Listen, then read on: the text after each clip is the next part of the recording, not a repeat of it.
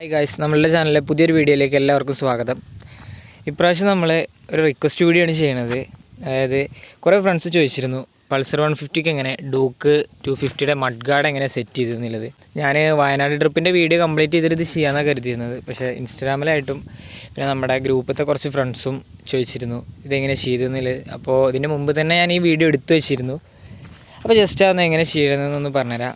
ഞാനത് ഫസ്റ്റ് വേറൊരു മെത്തേഡും ഇപ്പോൾ വേറൊരു ലെവലിൽ ചെയ്തു. അപ്പോൾ രണ്ടും എങ്ങനെ ചെയ്തതെന്നുള്ളതിൻ്റെ ഫുൾ ഡീറ്റെയിൽസ് വീഡിയോയിലുണ്ടാവും. പിന്നെ ഇതുപോലുള്ള വീഡിയോസ് ചെയ്തിട്ട് എക്സ്പീരിയൻസ് ഒന്നുമില്ല. അപ്പോൾ എന്തെങ്കിലുമൊക്കെ മിസ്റ്റേക്ക് ഉണ്ടെന്നുണ്ടെങ്കിൽ കമൻറ്റ് ബോക്സിൽ പറഞ്ഞാൽ അടുത്ത വീഡിയോ നമ്മൾ ബെറ്ററായിട്ട് ചെയ്യാൻ നോക്കാം. പിന്നെ ഇത് യൂസ്ഫുള്ളായി തോന്നിയെങ്കിൽ ഫ്രണ്ട്സിനൊന്ന് ഷെയർ ചെയ്യുക, ചാനലൊന്ന് സബ്സ്ക്രൈബ് ചെയ്യുക. അപ്പോൾ നമുക്ക് നേരെ വീഡിയോയിലേക്ക് കിടക്കാം.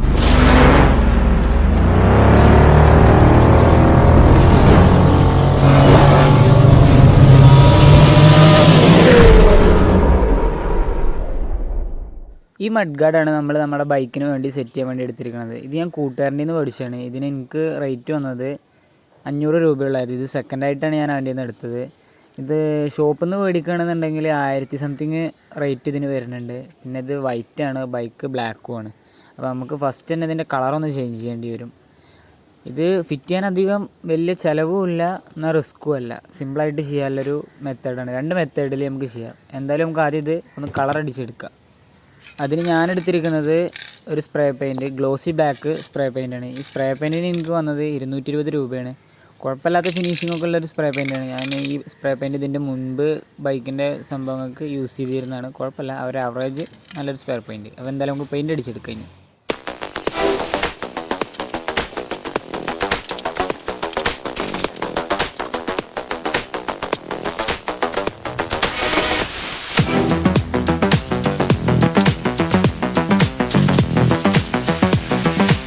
സ്പ്രേ പെയിൻറ്റ് തുടങ്ങുമ്പോൾ നമുക്ക് ഈ മഡ്ഗാർഡ് ഒന്ന് ജസ്റ്റ് കട്ട് ചെയ്തെടുക്കണം. ഈ മാർക്ക് ചെയ്ത ഈ പോർഷനിലാണ് നമ്മൾ കട്ട് ചെയ്തെടുക്കാൻ ഉദ്ദേശിക്കുന്നത്.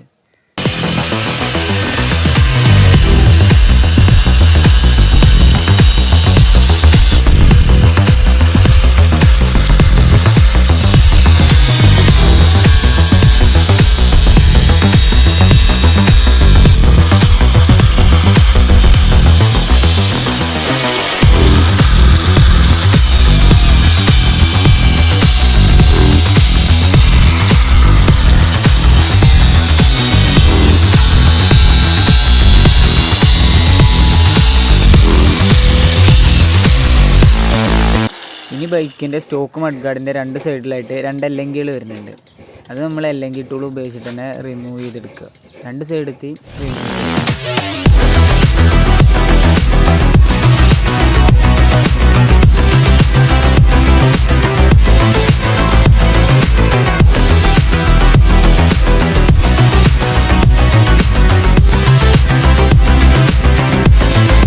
ഇനി നമ്മൾ അഴിച്ച എല്ലെങ്കീസിന് കറക്റ്റായിട്ട് ഹോൾ ചെയ്തിട്ട് നമ്മുടെ സ്റ്റോക്ക് മഡ്ഗാർഡിൽ ആ പൊസിഷനിൽ തന്നെ അത് ഫിറ്റ് ചെയ്ത് കൊടുക്കുക ചെയ്യേണ്ടത്.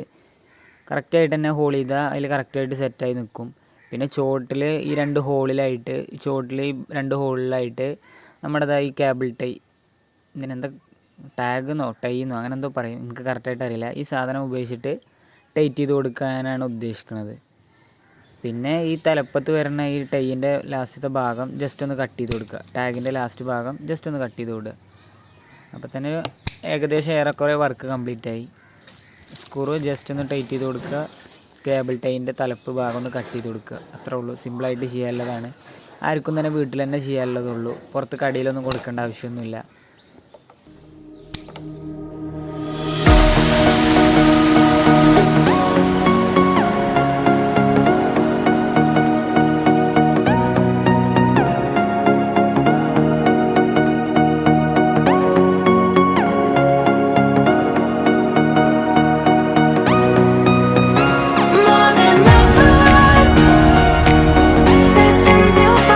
അടുത്ത മെത്തേഡ് എന്ന് പറഞ്ഞാൽ മുകളിൽ 2 ഹോൾ ചെയ്തിട്ട് ഒരു സ്ക്രൂ ഡയറക്റ്റായിട്ട് നമ്മുടെ പഴയ സ്റ്റോക്ക് മഡ്ഗാർഡിലേക്ക് ആഡ് ചെയ്ത് കൊടുത്തേക്കാണ്.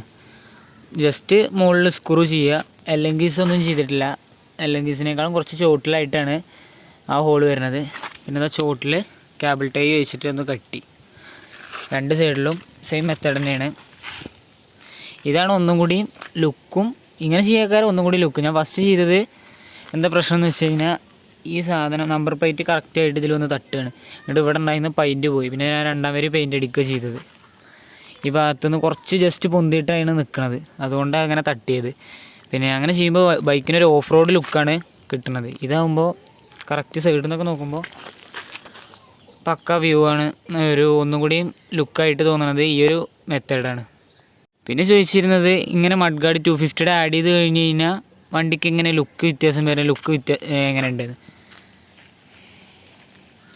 ലുക്കിലൊന്നും വലിയ മാറ്റമൊന്നുമില്ല. ലുക്കൊക്കെ നല്ല കംഫർട്ട് തന്നെയാണ്, കാണാനൊന്നും ബോറില്ലാത്തൊരു അടിപൊളി ലുക്ക് തന്നെയാണ്. പിന്നെ ഡൂക്ക് 250 ഹാൻഡിലും മഡ്ഗാർഡും അപ്പോൾ ഫ്രണ്ട് വ്യൂ ഒക്കെ അടിപൊളിയായിട്ട് തന്നെ തോന്നുന്നത്.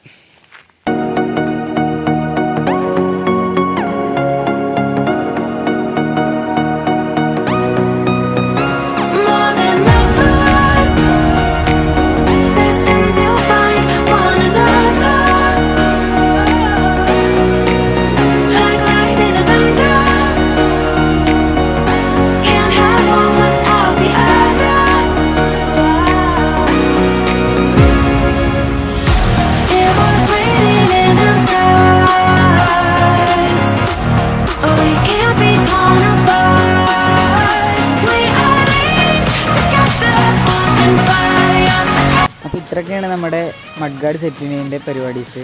ഈ വീഡിയോ നിങ്ങൾക്ക് ഉപകാരപ്പെട്ടതായി തോന്നിയെങ്കിൽ ഈ ചാനലൊന്ന് സബ്സ്ക്രൈബ് ചെയ്യുക, വീഡിയോ ഒന്ന് ലൈക്ക് അടിക്കുക, പറ്റുമെങ്കിൽ ഫ്രണ്ട്സിനൊന്ന് ഷെയർ ചെയ്യുക. നമ്മുടെ പഴയ ചാനലിൽ തന്ന എല്ലാ സപ്പോർട്ടിനും താങ്ക്സ്. ആ സപ്പോർട്ട് തുടർന്നും പ്രതീക്ഷിക്കുന്നു. അപ്പോൾ മറ്റൊരു വീഡിയോ വരുന്നത് വരെ എല്ലാവർക്കും ബൈ.